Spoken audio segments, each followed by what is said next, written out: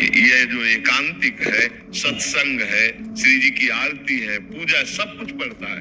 आप रोज मोबाइल से देखिए।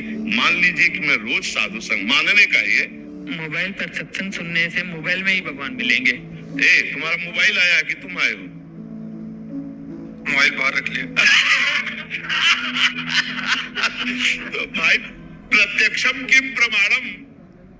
ये कह रहे हैं कि ये पाकिस्तान में रहते हैं, हम राधा माधव की सेवा भी कर रहे हैं और हरि नाम भी कर लेते हैं महाराज जी। वहाँ पे साधु संगति नहीं मिल पाती, सेवा का जो आनंद। कलयुग का बहुत बढ़िया कृपा प्रसाद है, यंत्र के द्वारा साधु संगति तो प्राप्त हो सकती है। रोज आप वृंदावन सब लोग थोड़ी आ सकते हो, भारत में भी रहते तो रोज आ जाते हो क्या? तो मोबाइल से तो आप रोज देख सकते हो जो यहाँ की कथा होती है। इसीलिए हमने अनुमति दे रखा है। ये जो एकांतिक है, सत्संग है, श्री जी की आरती है, पूजा, सब कुछ पड़ता है। आप रोज मोबाइल से देखिए। मान लीजिए कि मैं रोज साधु संग, मानने का ये जैसे हम आज बैठे आपके सामने बात कर रहे हैं, ऐसे मोबाइल रख करके मानो कि हमें ही सुना रहे हैं। आप रोज सत्संग सुनिए, रोज श्री जी की सेवा दर्शन कीजिए, रोज वृंदावन का आनंद आपको मोबाइल से मिल जाएगा। तो पाकिस्तान तो अपने घर है, कोई दूर से भाई हमारे घर का तो हिस्सा है। पाकिस्तान कोई और छोड़ी, बांग्लादेश, पाकिस्तान सब हमारे घर तो है भाई। हमारा बड़ा घर है, उसके हिस्से हो गए हैं। लेकिन हम तो कहते हैं ये सुख तो अमेरिका में बैठे लोग ले रहे हैं, विदेशों में लोग बैठे ले रहे हैं। यंत्र का आज इतना बड़ा कृपा प्रसाद है कि आप बैठे बैठे घर में सत्संग सुनिए वृंदावन का जो है, पर उसके दोष से बच जाइए।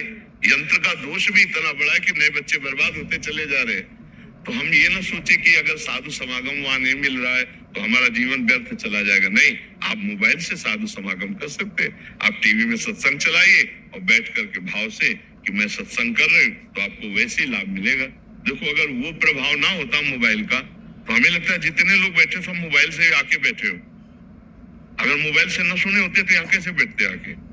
तो हमें लगता है कि सत्संग काम तो कर ही रहा है। जैसे ये बच्चा बोला, ये आज बैठा है हमारे सामने, लेकिन ये गंदी बातें बहुत पहले छोड़ दिया। कैसे छोड़ा? सत्संग कहाँ से सुना? मोबाइल से। तो इसका मतलब प्रगट से जो लाभ मिलता है वही मोबाइल से मिल रहा है। अगर ना मिला होता तो छोटे छोटे बच्चे कैसे परिवर्तित हो रहे? ये जवान भाई गंदे आदतें छोड़ रहे हैं। तो अगर कहते प्रगट के सत्संग में केवल लाभ है, तो ऐसा नहीं। तो मोबाइल के भी सत्संग में वही लाभ है जो प्रगट के सत्संग में लाभ है। क्योंकि ये सब छोड़ रहे हैं ना, तो हमें लगता है ऐसा। आप मान लीजिए कि हम जो यंत्रों में सत्संग करते हैं वो प्रगट सत्संग ही है, वो निष्फल नहीं जाएगा, वो वैसे ही लाभ देगा जैसे हम साधु समागम प्रगट में करते हैं। किसी से सुना था सत्संग के माध्यम से कि मोबाइल पर सत्संग सुनने से मोबाइल में ही भगवान मिलेंगे। जी नहीं, गलत बात है, गलत बात है। जब हम मोबाइल से सुनते हैं तो आचरण हमारे बदलते हैं, मोबाइल के बदलते हैं।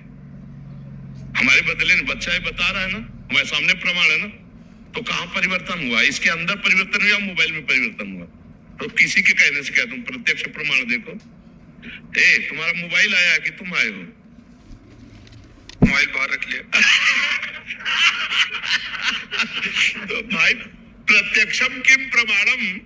जब प्रत्यक्ष आप देख रहे हो उसका प्रमाण, तो वो बात मानोगे कि ये बात मानोगे कि मोबाइल में भगवान मिलेंगे? नहीं, मोबाइल में जो बात सुनते परिवर्तन यहाँ होता है ना, तो यहाँ भगवान मिलेंगे।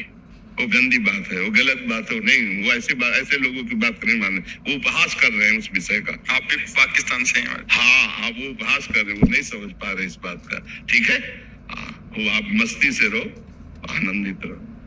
दोस्तों, स्टॉक मार्केट में इंस्टीट्यूशनल ट्रेडर्स ही प्राइसेस को कंट्रोल करते हैं। अगर आप मार्केट में कंसिस्टेंट प्रॉफिट